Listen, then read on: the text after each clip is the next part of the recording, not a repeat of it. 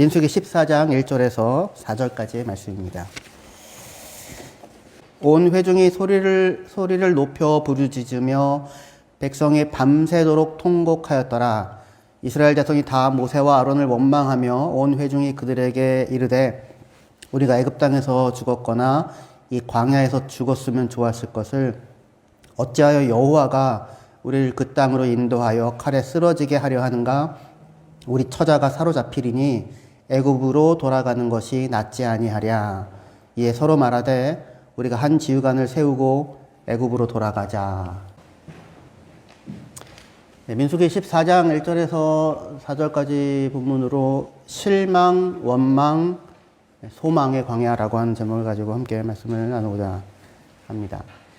온 회중이 밤새 울었다고 합니다. 밤새 통곡하고 울었다고 합니다. 왜 울었냐면 가나안에 이제 들어가기 직전인데요. 정탐꾼들이 가지고 온 보고가 이들을 너무 실망시키고 두렵게 했습니다. 그 땅이 좋긴 한데 거기 이미 거주자들이 있고 크고 강하다. 성은 견고하다. 우리 못 들어간다. 들어가면 다 죽는다. 이런 보고를 듣고는 울게 됩니다. 14장은 이렇게 밤새도록 우는 울음으로 시작하는데 14장 마지막 끝에도 사람들이 또 울어요. 그러니까 우는 걸로 시작해서 우는 걸로 끝이 나는데 처음에 우는 이유는 정탐꾼들의 보고를 듣고는 우리 못 들어간다, 두렵다 울고요. 그 마지막에 우는 거는 하나님께서 너희 안 들어가겠다고? 그럼 들어가지 마. 광야로 들어가. 그 얘기 듣고는 또 웁니다. 그래서 들어가라고 했는데 못 들어가겠다고 울고, 그럼 광야로 들어가라고 했더니 또 그것도 못 하겠다고 또 우는 이런 모습으로 이렇게 14장이 채워져 있어요. 실망하고 원망하는 사람들 속에 하나님께서 그들을 어떻게 그들에게 반응하셔서 결국에 소망을 주시는가라고 하는 내용을 우리 본문을 통해서 살펴보려고 합니다. 이스라엘 사람들이 이제 정탐꾼의 보고를 듣고는 밤새 울어요. 못 들어가겠다는 생각 때문에 두려워하면서, 그리고는 밤새 울고 내린 결론이 무엇이었냐면 이집트로 돌아가야겠다. 그거였습니다. 이집트로 들어가야겠다. 그게 차라리 우리에게 더 좋은 일이다. 근데 정말 이집트로 가고 싶었을까요? 그건 아니죠. 그죠? 사실은 거기가 너무 힘든 곳이었습니다. 너무 끔찍한 곳이었어요, 이집트가. 그런데도 불구하고 자기네들이 경험한 유일한 세계가 거기예요. 그러니까 거기라도 들어가겠다고 하는데 사실은 이집트는 너무나도 고통스러운 곳이었고, 그래서 우리를 제발 여기서 구원해달라고 부르짖었던 그런 곳이었었습니다. 근데 거기서 하나님이 건져내셔서 나온 지 이제 겨우 한 1년 6개월 정도 지났거든요. 그런데 뜻밖의 만난 어려움, 자기가 생각했던 것과 다르게 전개되어지는 상황으로 인해서 앞으로 나아갈 수가 없는 겁니다. 그래서 꼼짝달싹 못하는 상황에서 차라리 애굽에서 죽었으면 좋았을 것을, 차라리 광야에서 죽었으면 좋았을 것을 이라고 말을 하면서 웁니다. 자신들도 알아요. 다시 돌아갈 수 없다는 걸. 근데 앞으로도 나아가지 못하는 거예요. 오도 가도 못하는 거죠. 우리가 살아가면서 우리가 기대했던 것과 다르게 상황이 전개될 때, 예상했던 어려움보다 훨씬 더 크고 힘들고 버거운 상황을 마주하게 될 때, 그러면 사람들은 누군가를 원망을 하고, 그리고 모든 걸 다 놓아버리고 싶은 그런 마음을 갖게 됩니다. 절망하고 낭망한 자의 모습이죠. 이스라엘 백성들이 지금 절망하고 실망하고 낭망하고 있습니다. 누가 들어가지 말라고 했나요? 가나안 땅에 들어가지 마라? 들어가지 못하게 한 사람 아무도 없어요. 그죠? 하나님은 들어가라고 얘기를 합니다. 능히 이기리라. 그런데 본인들이 두려워서 앞으로 나아가지 않겠대요. 그러니까 자기네들이 자기네들이 초래한 문제예요. 누가 거기에 문제 상황에 넣은 게 아니라 자기네들이 현재 처한 그 상황을 극복할 수 없는 문제라고 느껴요. 그죠? 그래서 들어가기를 거부하면서 모든 책임을 모세와 하나님께 떠넘기며 원망을 지금 하고 있습니다. 원망한다는 말을 국어사전 같은 데 찾아보면 책임을 다른 것에 돌리고 미워하는 것, 그렇게 나와요. 자기네들이 두려워가지고 앞으로 나아가지 못하면서 모세를 탓하고 하나님을 탓합니다. 왜 우리를 이집트에서 건져내왔느냐, 이렇게 하면서 원망을 해요. 너만 아니었다면 내가 이 고통을 겪지 않았을 텐데, 너 때문에 내가 너무 힘들다. 아니, 건져달라고 외칠 때는 언제고, 거기서 나 좀 이집트에서 건져달라고 외칠 때는 언제고, 거기서 데리고 나왔는데, 생각보다 훨씬 힘든 상황을 만나고는, 아직 아무 일도 일어난 게 아니에요, 사실은. 그쵸? 아직 아무 일도 일어난 게 아닌데, 스스로 두려워하고 무서워해서, 그래서 모든 책임을 모세와 하나님께 돌리며 원망합니다. 너만 아니었다면 내가 이 고통을 겪지 않을 텐데, 너 때문에 내가 너무 힘들다. 더 이상은 너랑 같이 갈 수 없다. 그래서 이들은 모세가 아닌 다른 지도자를 하나 세워서 이집트로 돌아가겠다. 그렇게 얘기를 합니다. 그러면 좋을까요? 내일의 희망이 있을까요? 그게 아니라는 걸 이들도 알아요. 그게 무슨 해결책이 아니라는 걸 알지요. 그래서 우는 겁니다. 그게 아니라는 걸 알고 꼼짝달싹 못하고 앞으로 나아갈 수도 없고 뒤로 돌아갈 수도 없는 실망하고 낭망하고 절망한 상황에서 옵니다. 실망한다는 거는 망자가 바랄 망자잖아요. 그렇죠? 근데 실은 잃어버렸다는 겁니다. 그러니까 미래에 대한 전망을 잃어버린 거예요. 절망했다는 거는 끊어졌다는 겁니다. 미래에 대한 퍼스펙티브가 끊어져 버렸어요. 나아갈 수가 없습니다. 꽉 막혀 있어요. 뒤로 갈 수도 없고 앞으로 갈 수도 없고 그냥 힘들고 괴로운 거예요. 그래서 그냥 죽었으면 좋겠다 이렇게 생각하는 겁니다. 차라리 광에서 죽었으면 좋았을 것을. 다 놓아버리고 그리고 누군가를 원망하고 있는 거죠. 실망하고 절망하고 낭망하여 원망하는 그런 상황 가운데 처해 있습니다. 이렇게 실망하고 원망하며 가나안에 들어가는 것을 거부하는 이스라엘 백성에 대해 하나님 어떻게 반응하실까요? 여러분들이라면 어떻게 하실래요? 하나님이 분노하십니다. 그리고는 전염병으로 그들을 다 쳐서 멸하고 모세를 통해 그들보다 크고 강한 나라를 만들겠다고 말씀하세요. 내가 전염병으로 그들을 다 치고 모세 너로 그들보다 크고 강한 나라를 만들겠다. 근데 이렇게 얘기하시는 이 하나님의 말씀에는 비꼬음이 있어요. 이게 뭐냐면 지금 이스라엘 백성이 가나안에 못 들어가는 문제가 뭡니까? 그들이 크고 강한 나라가 아니어서예요? 더 크고 강한 나라가 되면 가나안에 능히 들어갈 수 있을까요? 가나안 전쟁이라는 게 뭡니까? 가나안 땅에 들어가서 이스라엘 백성이 뭐 했어요? 여리고 어떻게 점령했습니까? 하나님 말씀에 순종해서 도른 거예요, 그냥. 하루에 한 번씩 7째 날에는 7번. 하나님 말씀에 순종하고 걸음을 걸은 거죠. 크고 강한 나라여야 되는 게 아니에요. 근데 이스라엘 백성들은 눈에 뭐가 보여요? 우와, 크고 강하다. 이스라엘 백성이 이집트에서 어떻게 구원받아 나올 수 있었습니까? 이집트보다 이스라엘이 크고 강했기 때문입니까? 그게 아니죠. 근데 지금 이스라엘 사람들에는 뭐가 보이냐면 그 마음에 크고 강하다. 이 세상 이집트에서 보아왔던 우리는 그러니 못 들어간다 이러고 있는 거예요.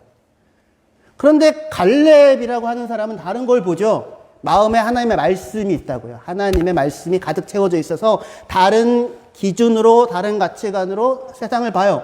그러니까 그는 앞으로 나아갈 수 있는 전망이 있는데 이스라엘 백성들은 그게 안 보이니까 전망을 놓아버리고 실망하고 낭망하고 절망하고 원망하고 울고 그리고 모든 걸 다 포기하고 놓아버리고 싶다. 그렇게 지금 하고 있는 거예요. 그런 이스라엘에 대해 하나님께서 내가 그들을 다 쳐서 없애고 모세 너를 통하여 내가 크고 강한 나라를 만들겠다. 이 얘기를 듣고 모세가 어떻게 할까요? 하나님 정말 잘 생각하셨습니다. 저도 진짜 이 인간들 너무 힘듭니다. 한번 그렇게 해봅시다. 이렇게 얘기하면 그렇게 얘기하지 않았고 이러면은 사회생활 잘 못합니다. 이러면은 하나님 말씀의 의도가 그게 아니잖아요. 그죠? 모세가 그 하나님의 말씀을 듣고 기도를 합니다. 하나님, 주님이 구원해 내시고 주님이 인도하신 백성 아닙니까? 낮에는 구름 기둥으로 밤에는 불 기둥으로 그들을 하나님께서 친히 보호하고 인도해 오시지 않았습니까? 하나님 그들을 용서해 주십시오. 그들을 용서해 주십시오. 이게 모세가 보고 있는 하나님의 마음이에요. 그래서 모세가 이렇게 기도를 합니다. 이 기도에 하나님 어떻게 반응하실까요? 하나님 용서하실까요? 민수기 14장 19절 20절 볼게요. 이 앞에 같이 읽으면 좋겠습니다. 같이 읽을게요. 시작. 구하옵나니 주의 인자의 광대하심을 따라 이 백성의 죄악을 사하시되 애굽에서부터 지금까지 이 백성을 사하신 것 같이 사하시옵소서. 여호와께서 이르시되 내가 내 말대로 사하노라. 너무 놀랍지 않아요? 모세가 하나님 용서해 주세요. 이 백성의 죄악을. 이집트에서 나와서 지금까지 하나님께서 이들을 용서하셨던 것처럼 이들의 죄악을 용서해 주세요. 하나님이 너무나도 상상도 할 수 없게 내가 그들을 사하노라. 그렇게 얘기하세요. 제가 모세여도 되게 놀랐을 것 같아, 사실은. 근데 이게 완료형이에요. 내가 그들을 용서했다. 내가 그들을 용서했다. 용서했다. 이게 무슨 말입니까? 내가 용서한다. 관계를 끊어버리지 않겠다. 그들과 같이 가겠다. 그들의 하나님으로서의 책임을 놓아버리지 않겠다. 그게 용서잖아요. 하나님 그렇게 하겠다고 말씀을 하십니다. 그런데 여기 잘 생각해 보셔야 돼요. 그렇게 용서를 하셨다는 말이 곧 이스라엘 백성을 그러니까 이제 내가 용서했으니까 너희를 가나안으로 데려다 놓을게, 집어넣을게 라는 말일까요? 그거는 아니에요. 그거는. 용서한다는 말이 관계를 놓아버리지 않을게, 너를 포기하지 않을게, 너의 하나님됨을 내가 놓지 않을게, 중단하지 않을게 라는 말이에요, 분명히. 그렇기 때문에, 그들의 하나님이기 때문에 하나님 지금 뭘 하냐면 그들을 광야로 데리고 들어가십니다. 지금 이스라엘 백성들이 가나안에 들어가겠대요, 말겠대요? 안 들어가겠다는 거잖아요. 들어갈 마음이 없어요. 들어갈 믿음도 없고요. 아직 준비가 하나도 안 되어져 있어요. 가나안 땅에서의 전쟁은 하나님을 믿고 신뢰하는 하나님의 백성으로 서야 들어가는 거잖아요, 거기에. 그러니까 땅을 차지했다가 가나안이 아닌 거예요. 거기가 가나안이냐 광야냐가 아니라 하나님의 말씀을 온전하게 믿고 순종하느냐가 중요하죠. 그래야 하나님의 백성이잖아요. 그러니까 지금 들어갈 수가 없는 상황인 겁니다. 그래서 하나님은 들어가지 않겠다라고 얘기하고 원망하고 우리 차라리 광야에서 죽었으면 좋았을 것을라고 얘기했던 그 사람들의 선택의 결과를 그들이 겪게 하십니다. 가나안 땅에 안 들어가겠다고 했잖아요. 누가? 하나님이 들어가지 못하겠어요? 자기네들이.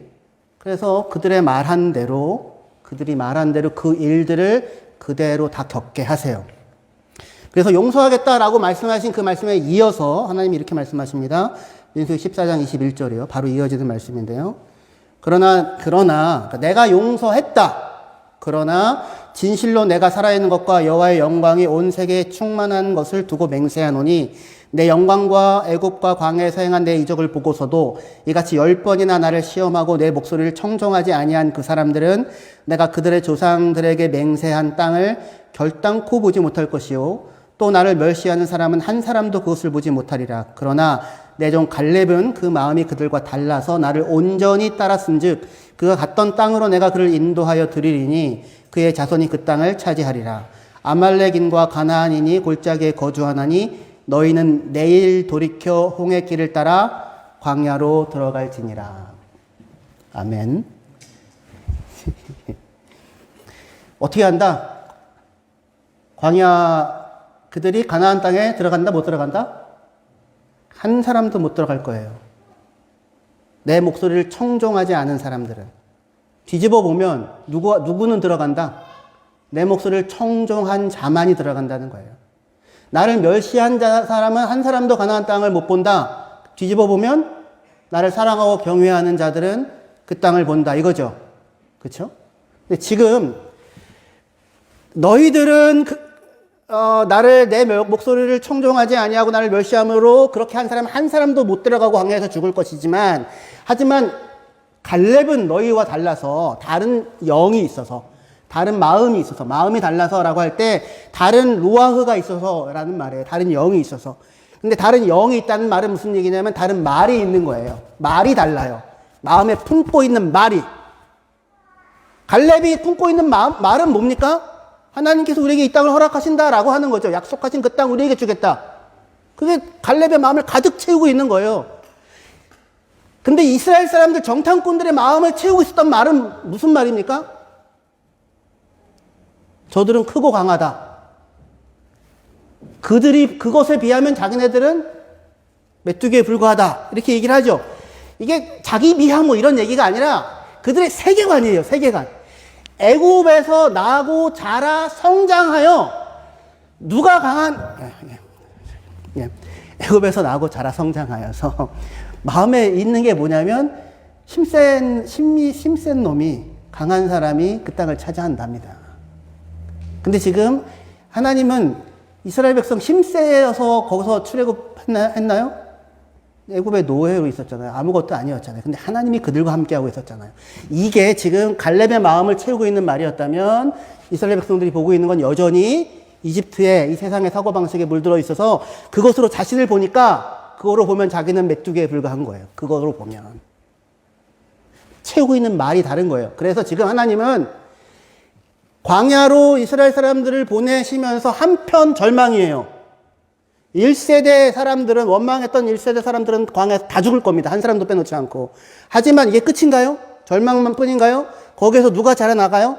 2세대들이 자라나가죠. 그리고 2세대들에게 이 광야에서의 40년은 성장하고 자라나가고 하나님을 경험하고 알아가는 훈련의 기간이 될 거예요. 그래서 이 일을 위해 하나님은 광야로 그들을 보냅니다. 여기가 되게 아주 저는 재미있는 말인데요. 25절에 아말렉인과 가나안인이 골짜기에 거주하나니 너희는 내일 돌이켜 홍해길을 따라 광야로 돌아갈지니라. 하나님이 내일을 얘기하세요. 이스라엘 백성들에게 내일이 없어요. 전망이 없어요. 시간의 지속이 있겠죠. 그러나 차라리 죽어버렸으면 좋았을 것을, 나오지 않았으면 좋았을 것을 갈 곳도 없는 그냥 지속일 뿐이죠. 그러니 여기에 무슨 내일이 있어요. 근데 하나님은 이스라엘 백성들을 광야로 들여보내시는데도 내일을 얘기하세요. 앞으로 나아가는 거예요. 무언가를 향하여. 그걸 볼 수 있어야 되는데 민수기 14장 31절부터 보시면은요. 너희가 사로잡히겠다고 말하던 너희의 유아들은 내가 인도하여 드리리니 그들은 너희가 싫어하던 땅을 보려니와 너희의 시체는 이 광야에 엎드려질 것이요 너희의 자녀들은 너희의 반역한 죄를 지고 너희의 시체가 광야에서 소멸되기까지 40년을 광야에서 방황하는 자가 되리라. 이 방황하는 자가 되리라라는 얘기가 목자가 되리라라는 얘기입니다. 방랑한다는 얘기가 아니라 목자가 되리라. 너희는 그 땅을 정탐한 날 수인 40일의 하루를 1년으로 쳐서 그 40년간 너희의 죄악을 담당할지니 너희는 그제서야 내가 싫어하면 어떻게 되는지를 알리라 하셨다 하라. 그렇게 얘기를 하고 있어요. 너희는 1세대 너희는 원망한 너희는 광야에서 다 다 죽을 거예요. 하지만 누구는 가나안에 들어갈 거래요? 너희가 죽을 거라고 사로잡힐 거라고 생각했던 너희 유아들, 연약한 자들, 크고 장대하지 않은 자들, 그렇지만 하나님의 말씀을 신뢰할 수 있는 사람들, 그들은 다 가나안으로 하나님께서 들여보내겠대요. 그러면서 광야 40년을 걷게 하시는데 40년간 너희가 너희의 죄악을 담당할지는 너희는 그제서야 내가 싫어하면 어떻게 되는지를 알리라. 그렇게 지금 얘기하고 있습니다. 그러니까 광야 40년은 누가 죽는 기간? 출애굽 1세대가 다 죽는 기간. 출애굽 1세대는 끊임없이 계속해서 원망하면서 광야에서 다 죽게 될 거예요. 하지만 그 기간은 동시에 2세대가 계속되는 하나님의 인도하신 가운데 자라나가고 성장하는 기간이죠. 그 일들을 통하여 이스라엘 백성은 하나님이 누구인지 어떤 분이신지를 겪어 알게 될 거예요. 하나님이 무엇을 기뻐하시는 분이신지, 하나님이 무엇을 미워하시는 분인지를 알게 될 겁니다. 34절 하반절에 너희는 그제서야 내가 싫어하면 어떻게 되는지를 알리라 라고 말씀하시죠. 내가 싫어하면 어떻게 되는지를 알리라. 이 얘기를 직역하면 나의 싫어함이 무엇인지를 너희가 알게 될 것이다. 그거예요. 영어 성경이 You shall know my displeasure 이렇게 되어져 있어요. 그러니까 내가 싫어하면 어떻게 되는지를 알게 될 것이라는 이 말은 내가 너희를 싫어해서 너희를 죽도록 고생시키겠다라는 말이 아니라 여러분들 누군가를 싫어하면 어떻게 합니까? 그 사람이랑 40년 같이 있으면서 괴롭혀요? 같이 안 있잖아요, 지금. 그쵸? 싫어하면 뭐하러 40년을 같이 다니면서 그들을 하나님이 감당하겠다고 합니까? 그냥 여기서 다 죽여버리면 되지. 지금 그게 아니죠. 하나님 말씀은 그게 아니라 하나님은 그들을 광야로 들여보내시면서 40년 동안 그들을 짊어지시고 감당하실 거예요. 여전히 성막 위에는 뭐가 있어요? 그때도 똑같이 구름이 있고 여전히 불기둥과 구름기둥으로 그들을 보호하고 인도하시고 40년 동안 하루도 빼놓지 않고 나가보면 뭐가 있습니까? 아침에?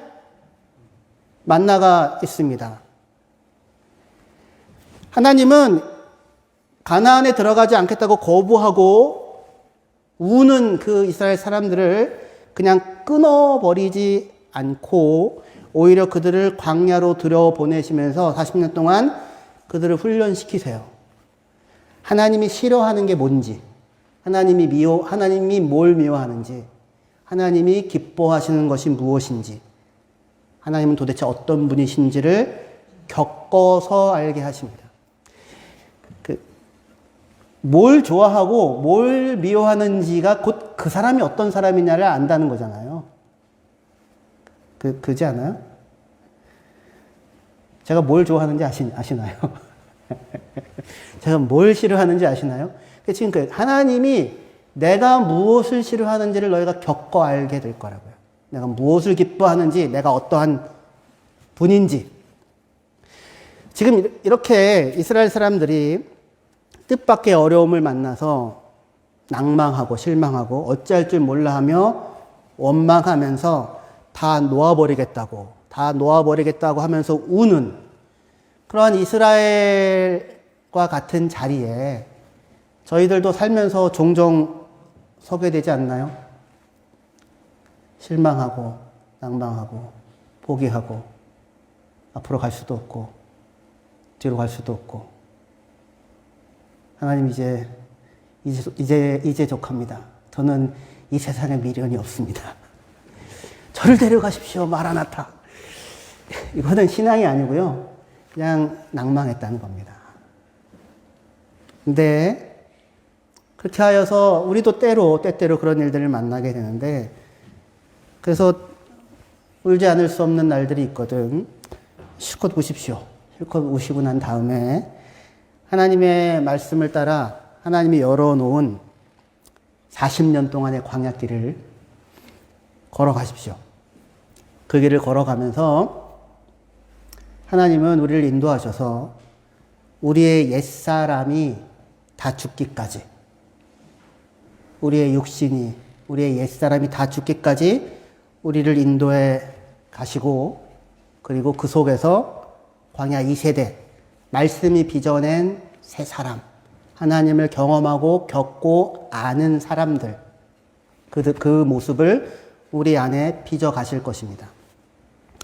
광야냐 가나안이냐가 중요한 게 아니고요. 우리가 원망해야 되는 거는 사실은 모세도 아니고 적들도 아니고 하나님도 아니었어요.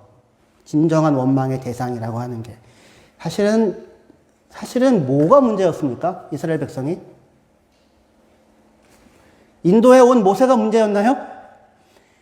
출애굽시켜서 건져오신 하나님이 문제였습니까? 그들이 원망의 대상이었어요? 아니면 적들이 너무 강하다는 게 원망의 대상이었나요? 그게 원망할 건가요? 그게 아니죠. 뭐가 문제였나요? 자기 안에 우리가 미워해야 할 대상, 우리를 고통스럽게 하고 우리를 힘들게 하는 것은 성경에서 얘기하는 옛사람, 우리의 육신, 다른 말로 얘기해서 이집트, 애굽에서 나고 자라서 형성된 우리의 세상적인 가치관들이 있다고요. 이 세상의 가치관들. 그게 우리를 힘들게 하고, 그게 우리를 두렵게 하고, 그게 우리를 좌절케 하고, 그게 우리를 낙심케 하는 것입니다. 이 세상은, 애굽은 크고 강한 자가 되어야 성공이라고 얘기하죠. 그렇지 않은 자는 나고자 라고 얘기합니다. 그런 세상의 기준으로 보면 이스라엘 사람들은 어때요? 평생 종으로 살아왔던 그들은 메뚜기 같아 보이는 게 맞을 거예요. 그런 생각이 우리를 사로잡고 있는 한 우리는 우리보다 강한 적들과 거인들과 견고한 성 앞에 움츠러들 수밖에 없을 거예요. 그게 기준이라면. 그러나 하나님의 백성으로서 우리의 성공이, 하나님의 백성으로서의 우리의 힘이 이 세상이 얘기하는 크고 강한 자가 되는 것이 아니라 하나님을 아는 거라면, 하나님을 알고 하나님을 겪고 하나님을 사귀고 하나님과 동행하고 하나님이 무엇을 사랑하고 하나님이 무엇을 기뻐하고 하나님이 무엇을 미워하고 무엇을 싫어하는지, 그리하여 그 하나님을 알고 하나님을 사랑하는, 하나님을 신뢰하는 그의 백성이 되는 것이라면, 그게 우리의 성공이고 그게 우리의 힘인 줄 안다면, 그러면 우리는 이 세상과 전혀 다른 자리에 서 있을 수 있는 터가 생기는 거죠. 그 터가 있어야 된다고요. 그게 갈렙이 섰던 자리인 거예요. 크고 강한 나라가 필요했다면 하나님은 이집트를 자기 백성 삼으면 되죠. 크고 강한 나라가 필요했다면 가나안 땅에 있는 아낙 자손을 자기 백성 삼으면 돼요. 거긴 거인들이니까. 하지만 하나님이 백성 삼으신 자들은 이 세상의 기준으로 보면 아무짝에도 쓸모없는 사람들이었다고요. 연약한 사람들. 이스라엘 백성이 가나안 땅에 들어가서 해야 하는 일은 뭡니까? 가나안 땅에 들어가서 무슨 싸움이 있어요? 뭘 해야 됩니까? 이집트와 바벨론처럼 크고 강한 나라를 건설하는 것이 이스라엘의 사명이었습니까? 아니요. 너희는 말 많이 두지 마. 병거 많이 두지 마. 이집트 따라다니지 마. 너희는 그 세상 나라의 기준과 다른 나라, 하나님의 백성이야. 고아와 과부와 아무 권리 없는 거류민들, 그 사람들을 선대하는 이 세상이 추구하는 것과 전혀 다른 방향을 향해 나아가는 하나님. 그래서 노예로 절망하여 울지 않을 수 없는, 아무도 돌아보지 않는 사람, 그들에게 찾아와 그들을 자기 백성 삼으시는 그 하나님, 우리 같은 사람을 위하여 십자가를 기꺼이 지시고 죽으시는 그 하나님, 그 하나님의 백성, 그 하나님이 거하는 자, 그거를 만들려고 하시는 거죠. 그게 하나님의 나라이고, 하나님은 두려움에 울고 좌절된 기대로 절망하는 이스라엘을 끊어버리지 않고 그들을 용서하십니다. 그리고는 그들의 어리석음과 죄악을 40년 동안 짊어질 마음을 품으시고 그들과 함께 가실 생각을 하십니다. 그리고는 그들과 함께 가세요. 하나님의 의로움인 거죠. 시간이 좀 지났는데요. 말씀을 좀 마무리하면 좋겠어요. 요한복음 5장에 보면 38년 된 병자가 등장합니다. 근데 이 사람의 모습이 38년 동안 광야길을 걷는 이스라엘 사람들의 모습과 겹쳐져요. 실제로 이스라엘 백성들이 광야는 40년을 걸었는데 그건 출애굽부터 가나안에 들어갈 때까지가 40년이고요. 가데스 바네아에서 방랑하는 시절은 38년이에요. 신명기에도 그렇게 얘기 나오고요. 요한복음 5장에 38년 된 병자가 나옵니다. 예수님이 그에게 찾아가가지고 베데스다 연못에 이렇게 있거든요. 거기에 가서 네가 낫고자 하느냐 이렇게 물어요. 38년 동안 병이 들어서 누워있는 사람인데 예수님의 물음이 낫기를 원하십니까? 이거 너무 하나만 물음 아니에요? 낫기를 원하십니까? 그럼 뭐라고 대답해야 되겠습니까? 예, 제가 낫기 원합니다. 이래야 되죠. 그죠? 근데 너무 놀랍게도 이 사람의 대답은 그게 아니에요. 예, 내가 낫기를 원합니다. 저를 좀 낫게 해주십시오. 그게 아니라 5장 7절에 병자가 대답하되 요한복음 주여 물이 움직일 때에 나를 못에 넣어주는 사람이 없어 내가 가는 동안에 다른 사람이 먼저 내려가나이다. 이게 이 사람의 대답이었어요. 네가 낫기를 원하느냐? 예, 내가 낫기를 원합니다. 그게 아니고요. 주님, 나를 돌봐주는 인간이 한 사람도 없어요. 다 나를 버렸어요. 아무도 내 편이 아니에요. 다 나보다 먼저 가요. 그런데 내가 들어갈 수가 없어요. 나를 돌봐주는 인간들이 하나도 없어서 이 모양, 이 꼴의 삶을 벗어날 길이 없네요. 이게 뭐예요, 지금? 원망이죠, 원망. 다른 이들이 다 나보다 먼저 들어가니 나는 나을 길이 없어요. 과연 먼저 뛰어든 자는 나았을까요? 가장 먼저 뛰어든 인간은 나았을까요? 나았다는 소문만 무성할 뿐 실제로 그런 신기루 같은 이야기들 속에 가장 먼저 뛰어드는 내가 낫기를 원하느냐라는 물음에 예, 내가 낫기를 원합니다. 내가 건강해지기를 원합니다. 대답하지 않아요. 진짜로 낫기를 원하고 있을까요, 이 사람이? 근데 이 사람의 마음을 온통 채우고 있는 말은 나는 혼자이고 나는 버려졌습니다. 아무도 나를 도와주는 이가 없습니다. 그래서 이 모양 이 꼴로 살 수밖에 없습니다. 모두가 나보다 앞서갑니다. 이 비정한 세상에서 그러니 나는 아무런 소망도 가질 수가 없습니다. 내 책임이 아닙니다. 그렇게 누군가에게 책임을 떠넘기고 세상을 원망하고 미워하고 있는 이 사람에게 예수님이 뭐라고 하실까요? 5장 8절, 9절 같이 읽으시면 좋겠습니다. 예, 시작. 예수께서 이르시되 일어나 내 자리를 들고 걸어가라 하시니 그 사람이 곧 나아서 자리를 들고 걸어가니라. 이날은 안식일이니. 예수님 뭐라고 말씀하십니까? 일어나 내 자리를 들고 걸어가라 말씀하세요. 일어나서 걸어가면 되는 거였어요. 이 사람이 어떤 병자였는지 성경에 병명이 안 나와요. 중풍병자였을까요? 모르겠어요. 성경에 병명이 안 나와요. 안진뱅이였을까요? 성경에 병명이 안 나와요. 뭐라고만 나오냐면 이 사람이 연약함 가운데 있었다. 그렇게만 나와요. 아팠어요. 원망하고 꼼짝달싹 못하게 하는 건 그게 아니라 자기의 안에 있는 죄악이었을 거예요. 그래서 예수님이 뭐라고 얘기하냐면 네가 더 심한 것이 생기지 않도록 다시는 죄를 범하지 마라. 그렇게 얘기해요. 이게 나쁜 짓 하라는 얘기가 아니라 하지 말라는 얘기가 아니라 마음에 하나님의 말씀이 심겨져야 하는데 이 사람을 온통 붙잡고 있었던 것은 그것이 아니었었던 거예요. 사실은 필요한 것은 원망이 아니라 변명이 아니라 그냥 일어나서 자기 자리를 들고 걸어가는 것이에요. 38년 동안 꼼짝 못하고 38년 동안 광야를 걸으면서 아무것도 한 것 없이 나이만 먹었다고 얘기해도 괜찮아요. 그냥 지금 일어나서 걸어가면 되는 겁니다. 크고 거대하고 대단한 일을 이루지 않아도 돼요.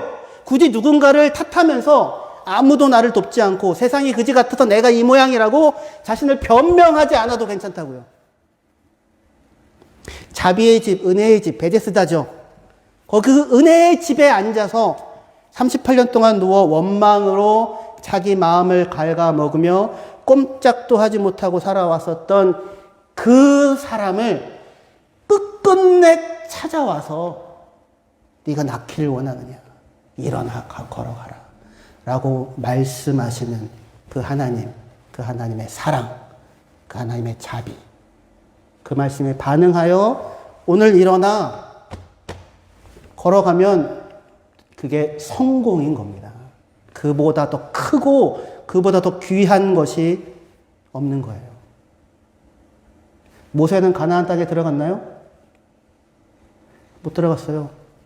느보산에 올라갑니다. 올라와서 죽어라. 그 말 듣고 올라가서 죽어요. 그게 성공이에요. 가나안 입성을 이룬 대단한 영웅, 그게 성공이 아니라 그게 죽음의 자리든 어느 자리든 나를 사랑하시는 하나님의 목소리에 반응하여 한 걸음 걸어가면 되는 겁니다. 기도하시겠습니다.